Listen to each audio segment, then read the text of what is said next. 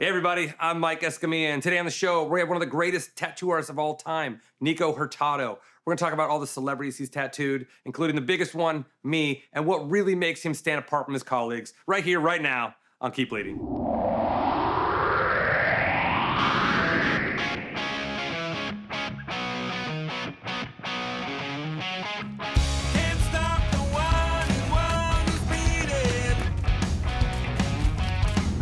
Who's the master?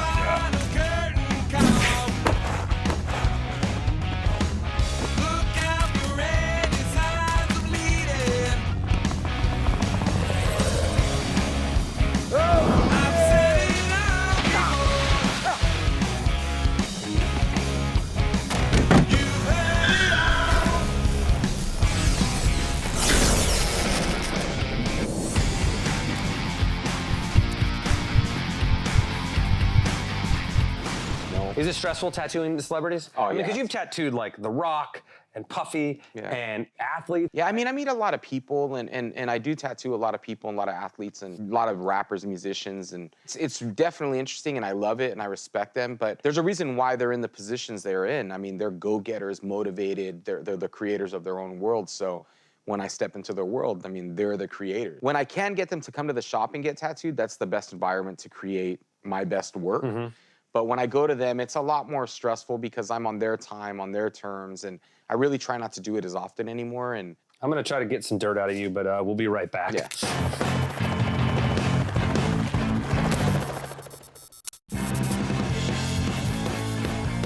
My name's Salah Baker. I'm an action actor. You may have seen me in Deadpool 2, Lord of the Rings, The Equalizer, but today we're talking about my fight with Jason Momoa in Braven.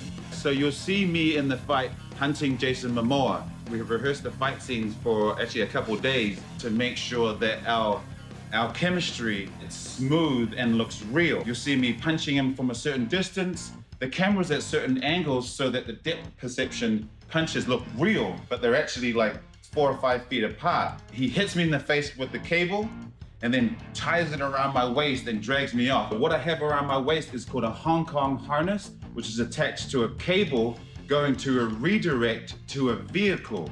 And what that does is it pulls us safely across the ground and over the cliff with Jason Momoa to a section where there's pads about 10 feet down. Now, if I had overshot that, it's a 300-foot drop to the ocean and rocks. So that's why we had the guys doing safety there to make sure that we were safe. You'll see me go off the cliff and land on a bunch of rocks. Now, what that is, it's a dummy coming down off the cliff, and then it's me jumping up and down to get the impact of landing on the rocks to my death. And that's my fight with Jason Momoa and the stunt team on Braven. Thanks for keeping me safe, guys, and I appreciate it. Yeah. You've tattooed celebrities, artists, athletes, fighters. Who was the worst one?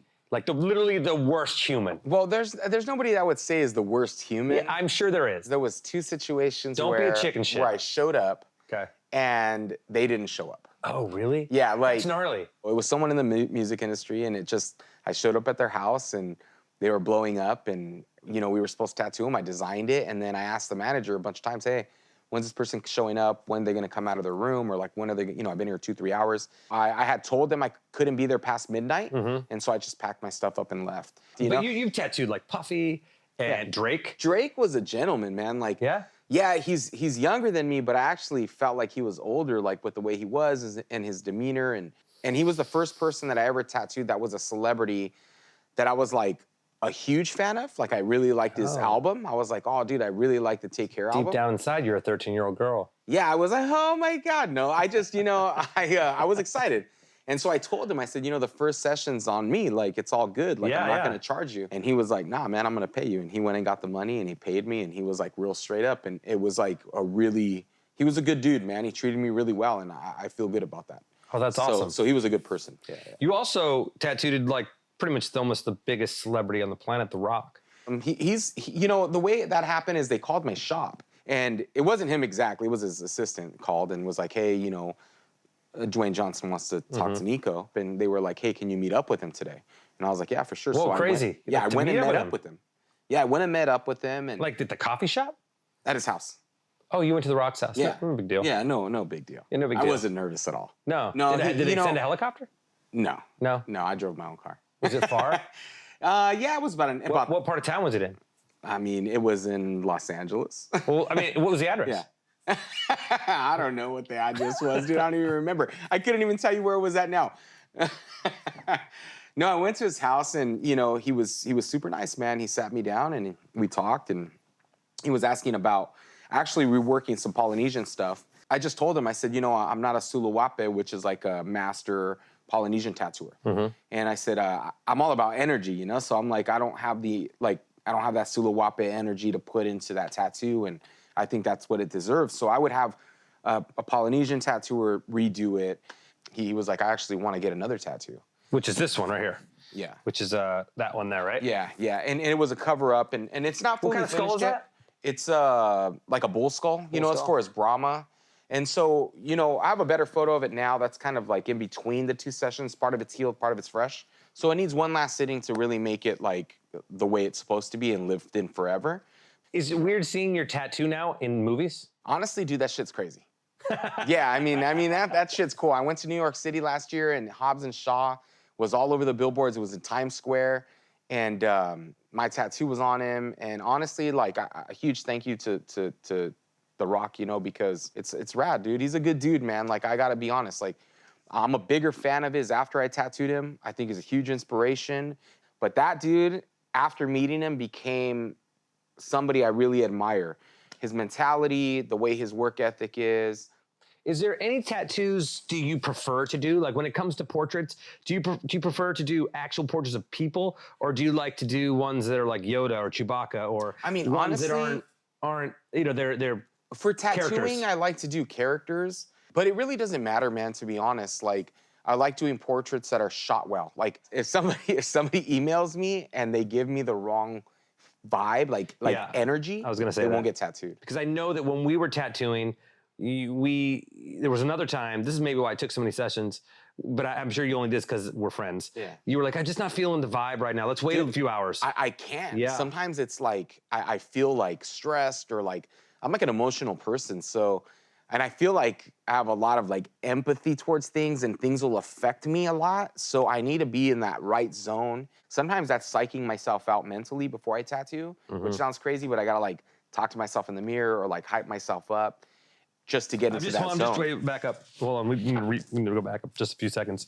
So you're telling me you stand in front of the mirror and you're like, I'm the best. No. Who's no, Nikko? No. That's right. No, I take Nikko my can shirt do off. this. That you take your shirt off. That's what I thought. You flex it, you show it. I did this. You just flipping through photos. You're like, this is me. That's right. You can do this. Is that what you do? Nah, man. I do more like, you know, just when I first started tattooing, like, that's what it took, because I'd have to go inside the bathroom and be like, you're going to kill it. And that's what I would do. And it sounds crazy and it sounds embarrassing, but, you know, there's a good story with Diddy. One day I was doing 2 matching tattoos. I did two stallions on his arms here. Mm-hmm.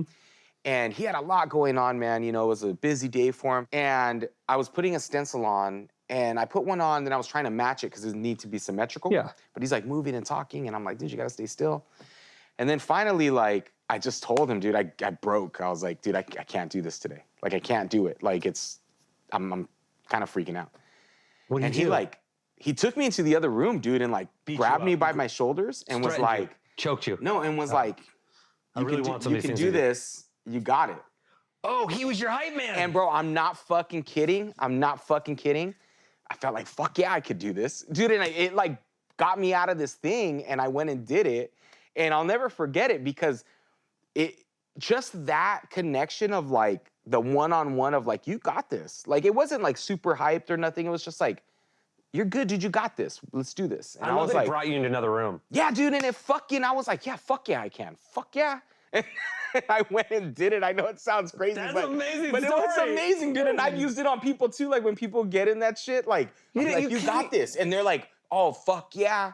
That was pretty fun. Thanks again, guys, for tuning in. Nikko, thank you for coming in. That was great. But I have to pick up my kid.